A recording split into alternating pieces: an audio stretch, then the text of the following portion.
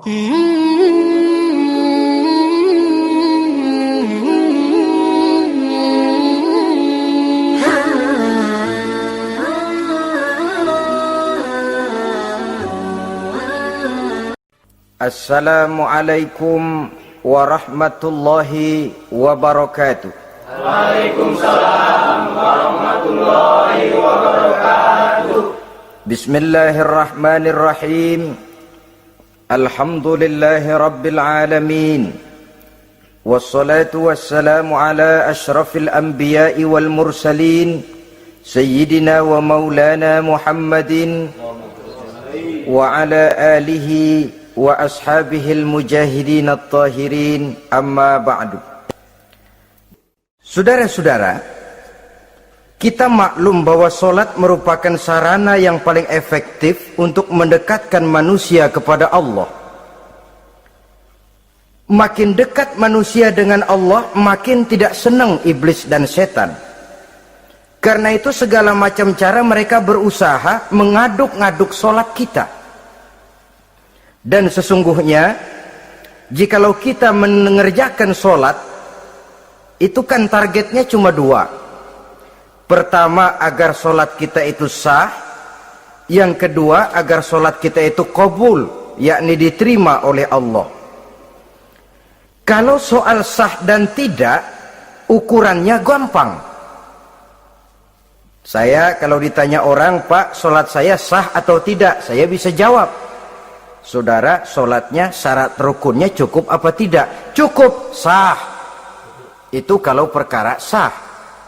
Tapi kalau sudah perkara qabul, Pak, solat saya diterima atau tidak oleh Allah, ini saya tidak bisa jawab. Kenapa? Soal qabul mencakup masalah batin. Cuma ukuran logikanya, kalau syarat rukun cukup, insya Allah qabul. Saudara-saudara kaum muslimin rahimakumullah. Oleh karenanya pada saat kita sholat, iblis, setan datang dari segala macam penjuru supaya kita kehilangan rasa khusyuk. Apalagi kalau kita jadi imam yang gerak kita, bacaan kita dilihat, didengar, disaksikan oleh orang banyak. Digodanya gerakan kita, dibolak-baliknya hati kita, supaya di dalam sholat itu banyak yang kita ingat, hal-hal yang tidak ada hubungannya dengan sholat. Kadang-kadang belum sholat kita ribut nyari pulpen, nggak ketemu, begitu takbir ingat pulpen di atas lemari. Mulai goncang lagi niat kita sholat. Kadang-kadang kalau hati tidak bisa dipermainkan, iblis berbisik lagi. Gerakan kita dalam sholat tidak mencerminkan kekhusyuan. Kalau gerak juga ternyata masih bisa khusyuk, bacaan kita dibuatnya kita seperti dikejar-kejar waktu. Sholat isya misalnya dengan cara kilat khusus, super singkat. Saya katakan tadi, apalagi kalau kita jadi imam, iblis mudah mendatangkan penyakit riya. Karena mengimami orang banyak, lalu supaya dikira alim, dibuatlah sholatnya itu mantep-mantep. Surahnya dicari yang panjang-panjang, paling pendek sabihis sama wadduha. Tapi kalau sudah sholat sendirian, cukup inna a'toinakal kausar sama kul huwallahu ahad. Kayaknya khusyuk bukan main. Kalau imam, bahasanya dipaseh-pasehin kayak orang 16 tahun di Mekah. Usolli fardhol maghribi salasa rakaatin. Saudara-saudara kaum muslimin yang berbahagia, oleh karena solat merupakan sarana yang paling efektif untuk mendekatkan diri dengan Allah, maka orang yang khusyuk di dalam sholatnya merupakan musuh utama daripada iblis. Sekarang bagaimana bisa khusyuk caranya? Kalau khusyuk 100%, rasa-rasanya sulit. Untuk sampai ke arah sana orang memerlukan tahapan. Kepada Imam Ali karramallahu wajhah, baginda Nabi pernah memberikan satu tes case. Ali, saya ya Rasul, kalau kau bisa sholat 2 rakaat saja dengan khusyuk, aku kasih hadiah sorban. Baik ya Rasul. Sembayang Imam Ali 2 rakaat, selesai sholat, assalamualaikum, wassalamualaikum. Rasul bertanya, yang mana sorbannya Li? Tanpa nengok, Imam Ali menjawab, yang hijau ya Rasul. Setelah menjawab yang hijau, Rasul berkata, kamu tidak khusyuk Li. Kenapa? Soalnya tadi waktu sembayang mikirin, nanti kalau ditawarin sorban pilih yang hijau aja ah. Sehingga begitu ditanya, refleks menjawab, yang mana Li? Yang hijau saja ya Rasul. Oleh karena itu, menurut Al-Imam Nawawi, pada tingkatan yang paling sederhana, sudah sampai ke tingkat khusyuk, asal pada waktu takbiratul ihram ingat kepada Allah. Tapi jangan lupa, itu tangga pertama. Jangan ada fatwa begini lalu aman. Yang penting kan takbirnya ingat Tuhan, belah sononya mau kemana kek. Bukan itu. Itu pada tingkatan pertama sudah sah dipandang khusyuk solatnya orang awam, asal pada waktu takbiratul ihram dia ingat kepada Allah. Tetapi harus terus berusaha agar sepanjang solat dia ingat kepada Allah. Caranya bagaimana? Pertama, menanamkan diri bahwa pada saat kita sedang mengerjakan solat, yang lain tidak ada kecuali Allah.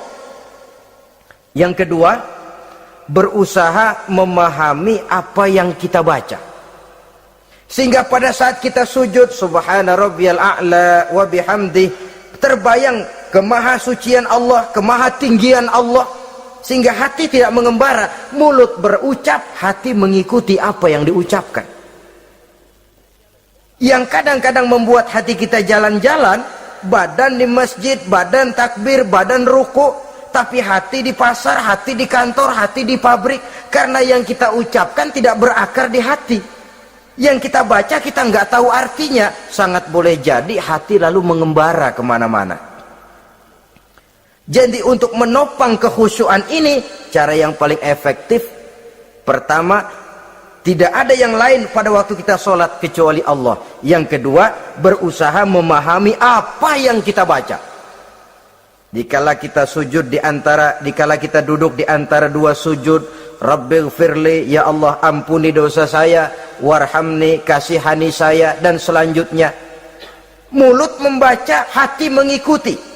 Dengan mengikuti, hati tidak terlalu mengembara, ada tempat dia kembali. Saudara-saudara kaum muslimin rahimakumullah. Itu yang kelima. Yang keenam, yang menjadi musuh iblis, mukminun nasih, orang mukmin yang suka memberikan nasihat, orang mukmin yang suka memberikan petunjuk, termasuk juru-juru dakwah, para mubaligh, itu merupakan musuh utama iblis. Kenapa? Tiap hari iblis kampanye, tiap hari iblis mengajak dengan segala macam cara yang kalau perlu dia berikan kamuflase, dia berikan fata morgana. Kalau perlu, yang haram dia bungkus dengan merek halal. Kalau perlu, kejahatan dia bungkus dengan baju kebajikan. Istilahnya racun diberi merek madu. Dan itu wajar. Cuma kita tentu harus punya filter, daya saring positif agar tidak salah pilih. Karena iblis ini pintar betul. Kalau kita khusyuk dalam sholat, dia tanamkan kepada kita misalnya seperti tadi itu. Sholatmu memang hebat, khusyuk. Di kampung ini tidak ada orang yang sholatnya seperti kamu. Tertanam itu dalam hati kita, timbul ujub. Akhirnya, iya, gue lihat-lihat di kampung sini kagak ada yang sembayangnya kayak gua. Nah, sudah masuk iblis. Jadi dia pandai mengikuti gerak hati dan irama denyut jantung manusia ini. Kemana kecenderungan manusia, ke situ dia masuk. Pendeknya iblis itu ibarat tukang joget, dia ngerti bener irama kendang. Saudara-saudara kaum muslimin rahimakumullah. Termasuk juru-juru dakwah, para mubalik, orang yang suka memberikan nasihat ini. Mereka memberikan filter kepada umat, kepada jamaah, jangan sampai salah pilih. Dan iblis menyesatkan kita supaya kita salah pilih. Satu contoh ringan. Kalau di depan saudara ada 2 buah gelas, yang segelas isinya jamu, yang segelas sirup. Kira-kira saudara minum yang mana? Jamu. Jamu apa sirup? Jamu. Sirup apa jamu? Jamu. Orang yang pikirannya panjang, dia pasti minum jamu. Pahit memang, getir memang, tapi besok badan sehat, tenaga kuat, gairah kerja ada, kreativitas timbul, semangat menghadapi kehidupan tumbuh. Orang mukmin, orang yang berpandangan jauh ke depan, pandangannya panjang.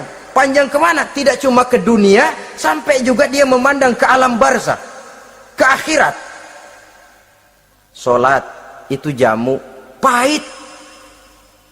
Ngaji, hadir di majelis taklim itu jamu, pahit. Sedekah jamu, pahit. Mengeluarkan uang untuk kepentingan orang lain, enak aja minta sumbangan, datang-datang yang nyari pers keringat banding tulang gue, lu datang-datang mau minta. Yang enak ngumpulin harta lalu bakhil bin pelit alias medit. Itu jamu. Saudara hadirin yang saya muliakan, sedekah jamu, pahit. Puasa jamu, pahit. Jihad jamu, pahit. Tapi nanti begitu kita meninggalkan dunia, masuk ke alam barzakh, apalagi pindah ke akhirat, baru terasa, aduh, nikmatnya dulu kemarin itu minum jamu, sekarang badan sehat, tenaga kuat, kerja semangat. Nikmatnya dulu saya waktu di dunia sholat, rajin ngaji, suka sodako, suka menolong orang. Sekarang terasa manfaatnya. Begitu saya berada di alam barzakh, apalagi sudah dibangkitkan di padang mahsyar di akhirat nanti, terasa seluruh kebajikan yang saya kerjakan. Nah, orang yang berpikir jangka pendek, cuma ngelihat yang ada di depan hidungnya saja. Ngapain minum jamu getir, sirup nih, manis. Dia minum, dia ambil sirup, minum, manis memang pada waktu minum, tapi besok bibir jontor. Meninggalkan perintah Allah, sirup itu manis. Tidak sholat, manis. Tidak bayar zakat, sirup, manis. Tidak mau puasa, sirup, manis. Manis sekarang. Tapi nanti besok begitu masuk ke alam barzakh, begitu dibangkitkan di padang mahsyar di akhirat nanti, merintih kita menahan penyesalan yang sudah tidak ada artinya lagi. Sampai-sampai penduduk mahsyar itu ada yang berkata, diceritakan dalam Quran, ya laitani kuntu turaba. Wahai celaka, kenapa kita nggak jadi tanah saja? Menyesali kejadiannya. Andai kata mereka bisa kembali ke hidup di dunia lagi, mereka akan minta kejadian yang kedua untuk berbuat baik. Tapi tentu sudah penyesalan yang tidak ada gunanya lagi. Maka saudara-saudara, emang cuman jalan duluan kecebur di sumur yang nyesel duluan.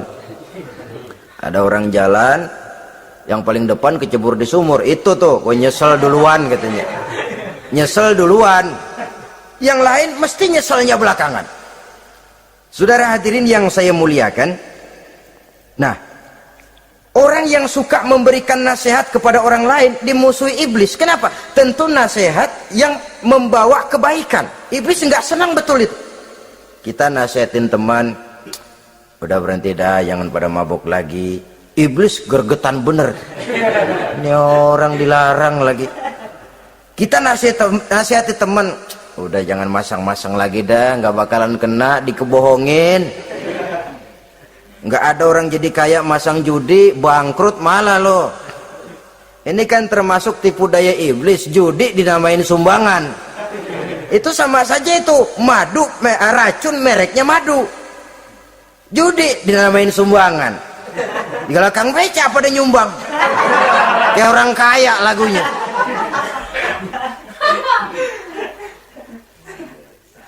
Saudara-saudara kaum muslimin rahimakumullah, adalah kewajiban kita memang untuk tawasau bil haq, saling nasihat menasihati. Setiap kita juru dakwah, Setiap kita wajib menyampaikan apa yang sudah kita tahu kepada orang yang belum atau kurang tahu. Saudara yang bisa bismillah wajib mendakwahkan bismillah itu kepada orang yang belum tahu bismillah. Saudara bisa Fatihah harus menyampaikan itu kepada orang yang belum bisa Fatihah. Persetan dengan orang lain. Apalagi yang cuma kerjanya ngeritik saja, lu baru bisa Fatihah doang udah ngajar. Biar aja yang diajarin gak bisa Fatihah kok. Apa masalahnya pemerataan di bidang keilmuan?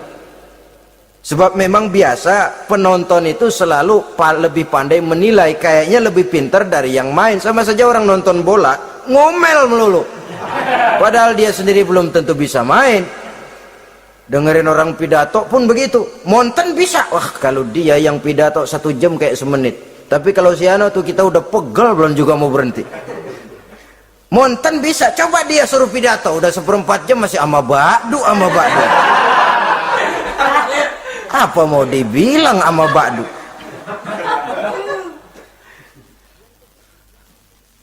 Yang ketujuh, yang menjadi musuhnya iblis,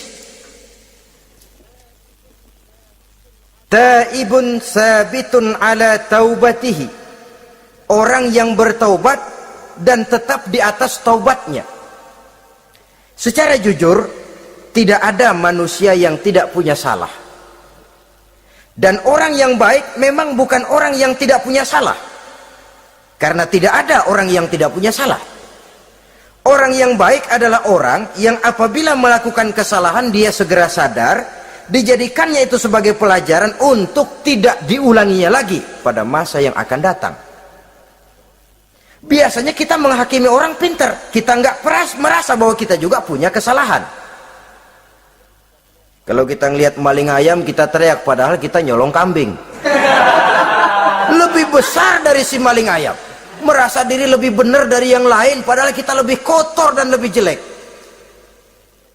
Hilang sifat introspeksinya. Yang kita musuhi, yang kita caci maki, tahu-tahu kita sendiri yang melakukannya. Saudara-saudara kaum muslimin, orang yang bertaubat dan tetap dalam taubatnya stabil, itu musuh iblis. Apa ada orang yang taubatnya nggak tetap? Ada, yang istilah kita taubat sambal namanya. Kalau dia makan sambal kepedesan, taubat makan sambal. Besok mau makan kagak ada sambal, ngomel, mana sambal? Kemarin udah taubat, sekarang mana sambal? Ini taubat yang namanya taubat sambal. Istighfar, habis istighfar nyolong lagi, istighfar lagi, besok nyolong lagi, istighfar lagi. Itu taubat yang tidak tetap namanya. Allah Maha Pengasih dan Penyayang dengan segala kebesarannya. Ia akan memaafkan segala perbuatan yang bersifat salah dari hamba-hambanya. Cuma manusia kadang-kadang yang tidak mau memaafkan dirinya sendiri. Amat dungu manusia macam ini, membiarkan dirinya hanyut berlarut dalam lembah dosa, sementara dia diberikan umur tidak digunakannya untuk bertaubat. Innallaha yaqbalu taubatal abdi ma lam yugharghir. Allah senantiasa akan menerima taubat seorang hamba sepanjang nafasnya belum sampai di tenggorokan. Kalau nafas sudah sampai di tenggorokan baru berniat taubat, kasib terlambat. Kayak Fir'aun. Fir'aun itu begitu ditenggelamkan di lautan merah, udah cengap-cengap mau mampus, baru ngomong dalam sekaratnya, amantu bi Rabbi Musa wa Harun. Kalau begini mah saya juga percaya sama Tuhannya Musa. Udah sekarat baru mau taubat, malaikat maut gemes banget, dilelepin, mati.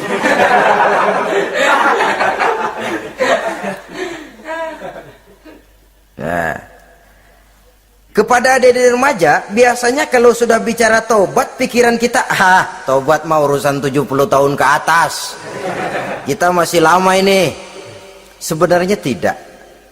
Masalah taubat adalah masalah salah dan dosa. Masalah salah dan dosa adalah masalah manusia. Sejak dia akil balik sampai ajal datang berenggut nyawa.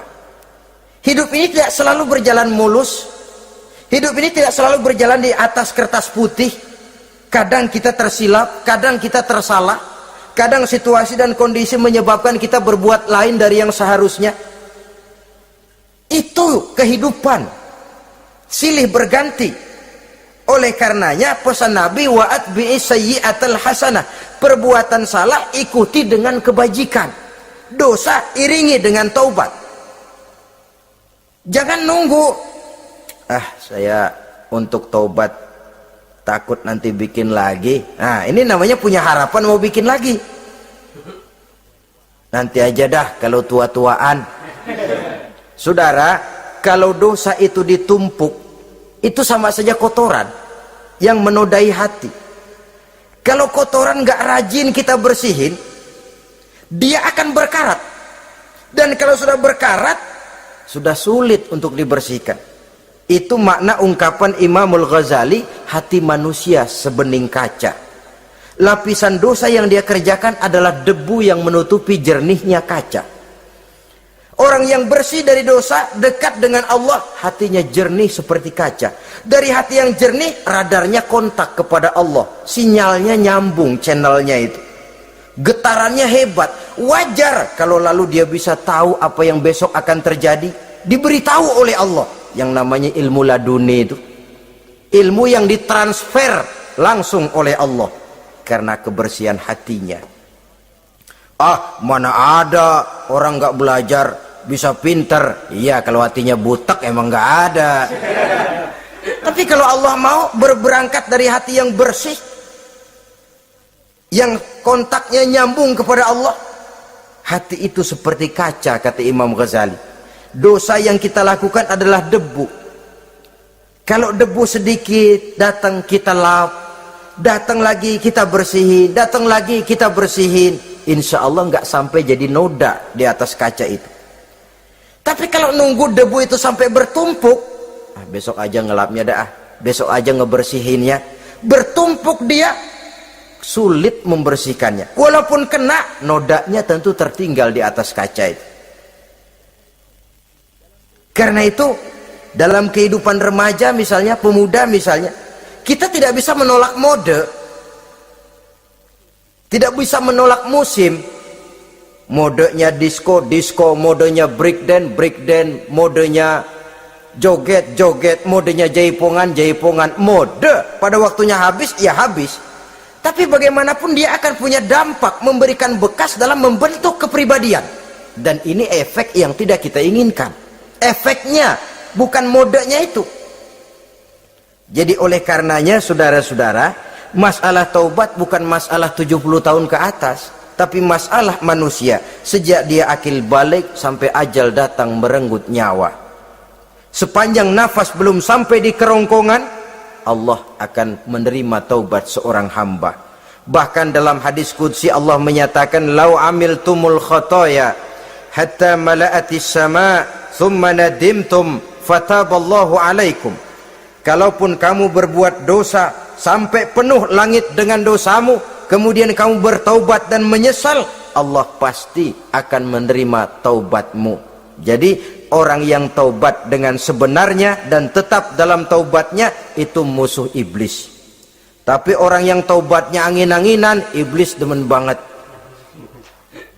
Hari sembahyang, besok mabok, besoknya lagi nyolong, besoknya lagi zina, besok taubat lagi. Kata iblis, surak, iya lu gocet dah Tuhan.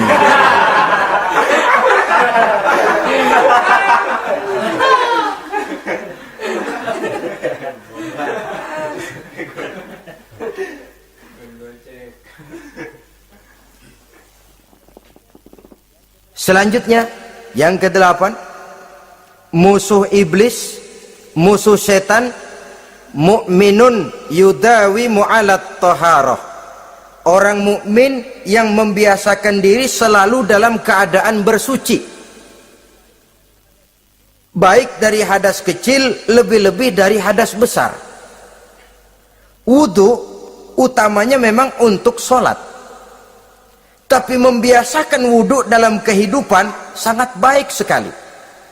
Mau ke kantor wudu dulu, mau ke pasar wudu dulu, mau ngajar wudu dulu. Apa sebabnya? Karena dalam keadaan suci, orang ada sikap memelihara kesuciannya. Kalau kita naik PPD pagi-pagi gelantungan, kalau punya wudhu, hati-hati, kesenggol perempuan juga sayang sama wudhu. Tapi kalau nggak punya wudhu, jangan kesenggol, kita nyeruduk. Ada semacam sikap apik di dalam kehidupan ini. Karena itu biasakan wudhu untuk menjaga kebersihan diri, kebersihan zahir, kebersihan batin, belum lagi kemanfaatan di akhirat. Sebab kata Nabi, inna ummati ya'tuna yaumal qiyamah ghurran muhajjalin min asaril wudu. Umatku di akhirat nanti akan datang menghadap Allah dengan muka berseri-seri, bersinar-sinar dari sebab sering wudu. Sehingga tidak usah mengaku pun Rasul akan memanggil karena muka yang sering tersentuh air wudu ini. Mu'minun yudawimu alat toharah. Orang mukmin yang selalu membiasakan diri berada dalam keadaan suci, berwudu. Kita lihat ajaran wudu ya. Dari sejak bacaan-bacaannya saja itu sudah membawa manfaat. Lalu dari segi bahwa kita manusia sering tersilap melakukan dosa-dosa kecil. Dosa-dosa kecil itu oleh air wudhu dia rontok.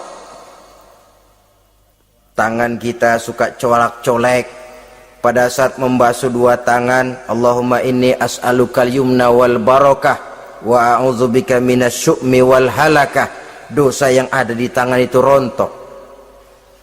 Mata kita suka pelotot, nggak karu-karuan pada saat membasuh muka. Nawaitu raf'al hadasil asghar. Dosa yang ada di mata rontok. Dari segi pembersihan batin. Belum lagi dari segi pembersihan zahir. Sehari semalam kalau 5 kali saja kita terkena air wudhu, itu sudah menjaga kesehatan dan kebersihan. Saudara-saudara kaum muslimin rahimakumullah. Yang kesembilan, orang yang menjadi musuh iblis yaitu mutawarra'un anil haram. Orang yang memelihara diri dari yang diharamkan oleh Allah. Terpelihara dirinya, terpelihara yang dimakannya, yang diminumnya dari jenis-jenis yang haram, baik sedikit maupun banyak. Jangan cuma teriak haram waktu sedikit, tapi giliran banyak halal. Sama saja orang dikasih tahu, itu ada cerita anak-anak, Pak Haji punya anak main judi, dikasih tahu, Pak, anak bapak main judi, astagfirullah katanya. Tapi menang Pak, alhamdulillah.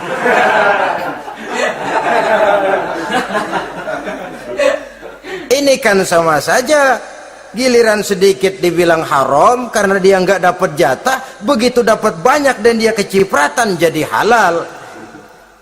Yang sedikit haram, banyaknya pun juga haram. Yang banyaknya haram, sedikitnya juga haram. Ada orang bilang minuman keras kalau nggak mabok kan nggak haram. Yang memabukkan banyaknya, sedikitnya tetap saja haram. Ma askaro kasiruhu faqaliluhu haramun. Apa yang banyak menyebabkan jadi mabuk, sedikitnya pun juga haram. Saudara-saudara kaum muslimin, yang ke-10 yang terakhir, musuh daripada iblis ialah mukminun rahimun. Orang mukmin yang berhati pengasih. Orang mukmin yang suka menyambung silaturahmi. Orang mukmin yang tidak suka bertengkar. Orang mukmin yang tidak suka marah-marahan. Kalaupun terpaksa marah, tidak lebih daripada 3 hari. Jadi boleh saja marah kalau alasannya tepat, tapi nggak lebih dari 3 hari. Kalau perlu bikin perjanjian, kita marah ya 3 hari. Itu limit. Tidak halal kata Nabi bagi seorang muslim menjauhi saudaranya lebih dari 3 hari. Tidak halal itu artinya haram. Kita ini kadang-kadang kalau sudah marahan sama tetangga kah, sama teman kah, kadang-kadang suka berlaku perpanjangan waktu. Tidak cukup perpanjangan waktu, ditambah lagi perpanjangan generasi. Enggak cukup kita yang marah, orang lain kita sundut-sundut supaya ngikut marah lagi. Marah pakai ngundang. Kayak mafia lagunya, udah dia marah, orang lain lagi disuruh marah. Saudara hadirin yang saya muliakan, mukmin yang punya sifat belas kasih, berhati jernih, itu musuh utama dari iblis. Tapi mukmin yang suka marah-marahan, tukang hasut dan tukang bakar, itu teman-teman iblis. Oleh karena itu, mudah-mudahan kita semua menjadi musuh iblis. Dan jangan menjadi musuh iblis, jangan menjadi teman iblis. Sebab iblis sudah kadang memproklamirkan permusuhan. Sekali dia musuh kita, selamanya dia akan tetap menjadi musuh kita. Berusahalah untuk menjadi musuh iblis, dan jangan sekali-kali toleransi. Jangan berusaha menjadi teman iblis. Inilah yang kita bicarakan pada pertemuan ini. Mudah-mudahan ada manfaatnya. Terima kasih atas segala perhatian. Mohon maaf atas segala kekurangan. Wassalamualaikum warahmatullahi wabarakatuh. Waalaikumsalam.